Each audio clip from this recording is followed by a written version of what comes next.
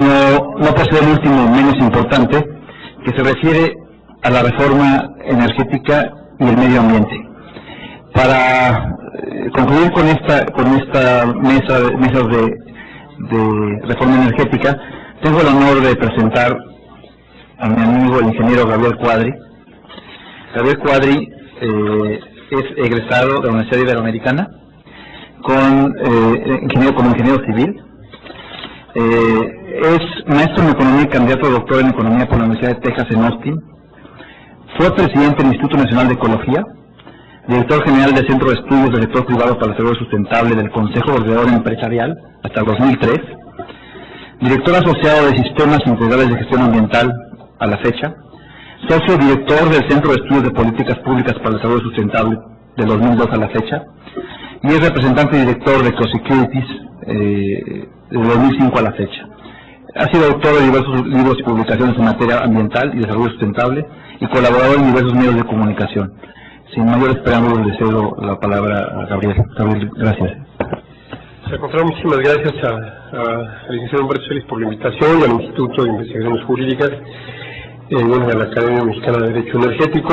Esta es la última charla del seminario, voy a ser breve, y es, digamos, el apéndice quizás menos abordado durante todas las discusiones, que ha sido la dimensión ambiental en la reforma deseable y la reforma posible para Petróleos Mexicanos. Desde el punto de vista ambiental, voy a tratar de centrar el tema ambiental en lo referente a la emisión de gases de efecto invernadero, al cambio climático, que es en donde tiene mucha mayor relevancia la presencia y el desempeño de Petróleos Mexicanos. Pemex, de acuerdo al Inventario Nacional de Emisiones, tanto en actividades de exploración y producción como de refinación, petroquímica y gas, emite cerca del 12% del total de las emisiones de gases de efecto invernadero del país, lo cual es un porcentaje muy relevante. Esto incluye las emisiones producto de la combustión, el autoconsumo de combustibles en actividades fundamentalmente de refinación y petroquímica, como emisiones que se llaman fugitivas, básicamente de metano a la atmósfera, vinculadas a la explotación petrolera y al manejo de gas natural, esto es en ductos, en pozos, en estaciones de compresión, en sistemas de endulzamiento, en fin, en una gran cantidad de instalaciones petroleras en donde está presente el gas natural, el metano, y que se fuga a la atmósfera a través de diversas vías. Cerca del 6% de las emisiones totales del país es autoconsumo de combustibles en Pemex y 6% son emisiones fugitivas, esto es gas natural que se pierde en la atmósfera, que se desperdicia. Entonces, esto es un tema interesante. Ahora, como ustedes saben, México es signatario del Protocolo de Kioto y, participa en los mecanismos de flexibilidad de este protocolo, y pues en México pueden llevarse a cabo proyectos de reducción de emisiones que generen reducciones certificadas y que puedan venderse en el mercado internacional bajo el nombre popular de bonos de carbono. Hoy en día Pemex ha firmado diversas cartas de intención e incluso contratos con varias empresas, entre ellas la nuestra, para desarrollar proyectos de reducción de emisiones. Sin embargo, y esto es donde tiene que ver la reforma, Pemex se enfrenta problemas muy severos que obstaculizan sus iniciativas, sus propias iniciativas de reducción de emisiones debido al régimen jurídico en el cual se inscribe este monopolio estatal. ¿Por qué? Básicamente son dos razones. Son dos razones.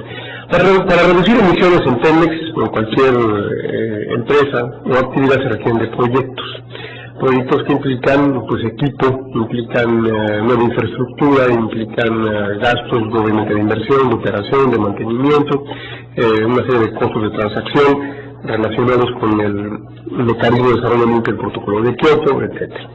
Y pues Pemex, como sabemos, por disposiciones jurídicas que se derivan incluso del marco constitucional, no puede recibir inversión privada. Y por lo tanto Pemex tendría se vería obligado a dedicar recursos propios para reducir sus emisiones de gases de efecto invernadero. Y entonces resulta que Pemex, pues, insisto, no puede recibir inversiones de empresas como la que yo dirijo o de otras, y se ve la necesidad de solicitar a la Secretaría de Hacienda autorización presupuestal o suficiencia presupuestal para llevar este tipo de proyectos, que por cierto pues no son prioritarios porque no están directamente vinculados al interés fundamental del gobierno, que es obtener la mayor cantidad posible de recursos de Pemex en el menor tiempo posible.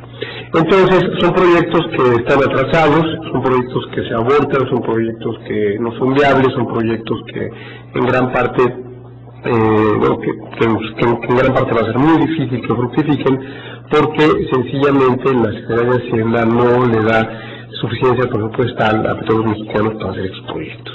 Y como no hay forma de que privados inviertan o terceros inviertan en Pemex, simplemente las oportunidades de reducir emisiones y por tanto de contribuir a luchar contra el calentamiento global, o bien oportunidades para obtener ingresos por la venta de bonos de carbono, simplemente se disipan, se obstaculizan y entran en un cuello de botella. Entonces hay estos dos problemas que digamos están mezclados, son dos caras de una misma moneda. La falta de autonomía presupuestal en Pemex le impide tomar decisiones sobre qué tipo de proyectos emprender, y por otro lado no es posible que actores externos entren en alianza con Pemex y participen o contribuyan con recursos de inversión para hacer estos proyectos.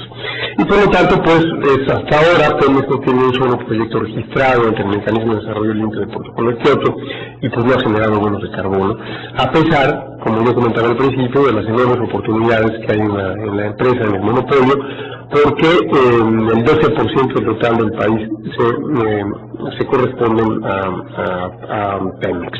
Este es un aspecto de la reforma que, bueno, si llegara a pasar, tal como lo entendemos, Pemex ganaría cierta autonomía. Creo que esto iría en beneficio de mayor flexibilidad en la capacidad de decisión y probablemente facilitaría que se llevaran a cabo estos proyectos. No sé hasta dónde la iniciativa de reforma podría permitir que empresas privadas invirtiesen recursos propios en Pemex para reducir emisiones, no lo sé. Si la reforma lo logra, estaríamos en un escenario mucho más favorable y veríamos seguramente a Pemex asumir cierto liderazgo y activar de manera notable su potencial de reducción de emisiones. El otro aspecto de la reforma, tiene que ver con la renta petrolera. El otro aspecto ausente tiene que ver con la renta petrolera. Como sabemos, el petróleo es obviamente un recurso no renovable y pues no es fácil pensar que un recurso no renovable pueda ser objeto de una explotación sostenible o sustentable a lo largo del tiempo. Pues simplemente al explotarlo, pues que se va a acabar y ya. Bueno, pero económicamente, en términos económicos, sí hay manera de hacer sustentable a largo plazo la explotación de un recurso natural no renovable. Y esto se logra a través de la siguiente fórmula, que se debe la idea a un economista norteamericano de los años 30 que se llamaba Harold Hoffman y que fue, digamos, de los pioneros en la economía de recursos naturales. Y la idea es muy sencilla y tiene que ver con el concepto de renta petrolera. Renta económicamente es toda aquella remuneración o ingreso extraordinario por encima estrictamente de un precio de venta competitivo, entre comillas. Todo aquello que está asociado a la escasez de un recurso natural y que pues es apropiada por el dueño, por el titular de los derechos de propiedad de ese recurso natural. Pues no vamos entrando en términos de las matemáticas ni de la microeconomía, ni mucho menos, pero el concepto es muy sencillo.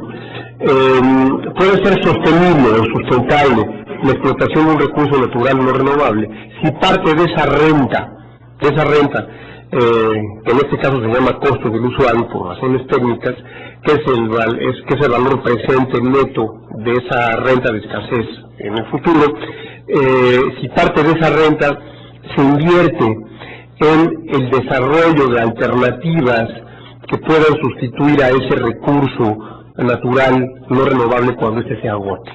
Entonces, para que fuera sustentable a largo plazo la explotación petrolera en México, nuestro país tendría que estar destinando una parte considerable, apreciable, de la renta petrolera para financiar el desarrollo de alternativas para cuando el petróleo mexicano se agote. Y eso no se está haciendo, hasta donde yo entiendo, en la reforma pues no hay una previsión de ese tipo, y por lo tanto pues la reforma no atiende más que a petróleos mexicanos, sino atiende a los requerimientos de sustentabilidad en la explotación de este recurso natural no renovable. Y esto es bastante preocupante, es urgente, es digamos de una gran relevancia, en la medida en que todos sabemos que el petróleo en México pues está en proceso de agotamiento. México hace 5 años producía casi 3.5 millones de barriles diarios, hoy produce 2.7, Cantarell está abatiendo su producción entre 20 y 30% al año. Entonces, en los próximos años, no sé, es una opinión que debaten los expertos, pero veremos que en los próximos años, 4, 5 o 6 años, el país dejará de exportar petróleo, porque además crece el consumo interno. México dejará de ser un exportador de petróleo, y pase lo que pase con la reforma, independientemente de lo que suceda con la reforma, porque desarrollar nuevos yacimientos, sobre todo en aguas profundas, es un proceso que requiere incluso lustros, yo diría más de 10 años por lo menos. Entonces está a la vista el día en que el país deje de ser exportador negro de petróleo y dada la improbabilidad de que se descubran megayacimientos o yacimientos supergigantes rentables, tan rentables como Cantarell, pues ya veremos en el curso de la vida de la mayor parte de nosotros, y yo diría en la próxima década, que México se transforme en un importador neto de petróleo. Y esto pues pareciera ser que no es algo que preocupe a quienes se oponen con la bandera del nacionalismo y otras ideologías, pues digamos, trasnochadas, yo diría, a la apertura o a terminar con la situación, digamos, no competitiva, monopólica, que rigen petróleos mexicanos. Por cierto, me llama la atención, entre paréntesis, que en la discusión general sobre la reforma petrolera no haya sido un tema la justificación de la existencia de un monopolio del sector. ¿Por qué debe de haber un monopolio en el petróleo, en la petroquímica, en la refinación, en la distribución de petrolíferos? O sea, ¿cuál es la razón que justifique la situación monopólica? Yo no la conozco, valdría la pena que alguien nos explicara esta fijación mexicana con los monopolios. El otro tema ambiental, cerrando el paréntesis, y con esto termino, tengo 2 puntos adicionales, pero este es el penúltimo, es el de los subsidios a la gasolina. No solamente es insostenible el esquema actual de la explotación petrolera en el país por las razones ya comentadas, sino también por el subsidio que se otorga a los combustibles, lo cual se deriva en una demanda excesiva y en un crecimiento exponencial delirante del consumo de combustibles, que a su vez resulta que es parte de un esquema de altísima ineficiencia energética y también de grandes emisiones de gases de efecto invernadero. El consumo de combustibles automotores en México subsidiados contribuye con más del 20% de las emisiones totales del país. Entonces, hablando del petróleo, tenemos el 12% de Pemex más el 20% de los combustibles que produce Pemex para los vehículos automotores subsidiados, y veremos que estamos en un esquema realmente delirante, un esquema insano en términos ambientales, en términos económicos, en términos energéticos. Y este subsidio, como todos sabemos, y de acuerdo a datos de Hacienda, en 2008 ascenderá a nada más ni nada menos que a 240,000 millones de pesos. Y esto representa algo así como el 10% de todo el gasto del Estado. Imaginémonos qué cosa tan absurda que el Estado destine 10% de sus recursos a subsidiar el derroche energético. Es algo muy difícil de entender, pero el caso es que esto entra dentro de esta lógica perversa que nos tiene atrapados en nuestro país. Les prometí que será el penúltimo punto. El último es simplemente la reforma fiscal. No habrá una empresa autónoma, flexible, moderna y competitiva en el petróleo, una empresa que sea estatal, como pudiera ser el caso de Petrobras o de Statoil, por ejemplo, aunque ellos tienen participación privada, mientras no hay reforma fiscal.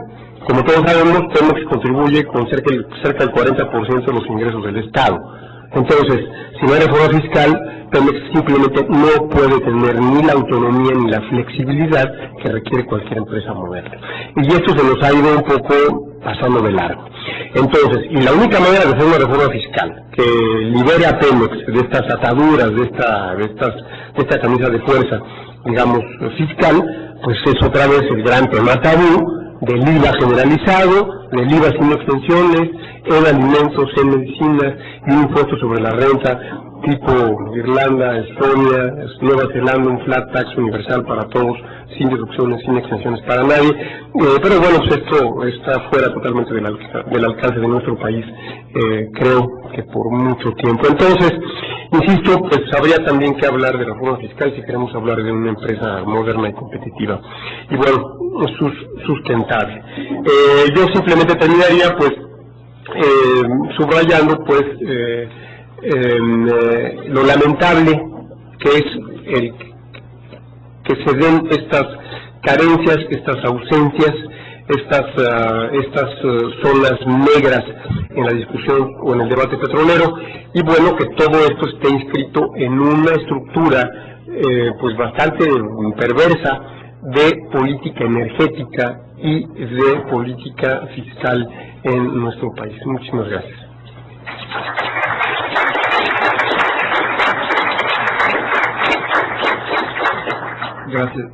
Gracias, Gabriel. Creo que tus ideas, como siempre, fueron la mayoría claras, con la mayoría de ellas. Y de la revisión, como epitafio a lo que Gabriel ha venido comentando, la revisión de las tres iniciativas, si podemos llamarlas iniciativas a las tres, no hay ningún contenido ambiental claro, no hay una política realmente estructural que invite a creer que se van a fortalecer estas energías renovables, o alguna forma nueva de contratación para poder hacer estos proyectos realidad. Y simplemente la iniciativa del PRI, en alguno de sus artículos, habla sobre un fomento de energías renovables, que en la realidad pues no significa nada, porque eso está en el Plan Nacional de Desarrollo, en el Plan de Energía. Entonces, pues bueno, es lamentable que esto suceda. Tenemos un gran reto. Abriremos el periodo de preguntas y respuestas para Gabriel, y muchas gracias, Gabriel, otra vez. ¿Ya ves qué claridad? Bueno, si no hay ninguna pregunta, te agradezco, Gabriel. En reconocimiento a tu trayectoria y a tu participación en el seminario, te entrego tu diploma de participación. Gracias. Y a todos les agradezco su presencia en este segundo seminario con el Instituto de Investigaciones Jurídicas con UNAM. Estoy seguro que haremos el tercero, como lo dijo el maestro Fix, y creo que nos llevamos muchos temas para reflexionar en este tema que es tan importante para el desarrollo de México y de nuestro Estado. Gracias. Ya nos apagaron.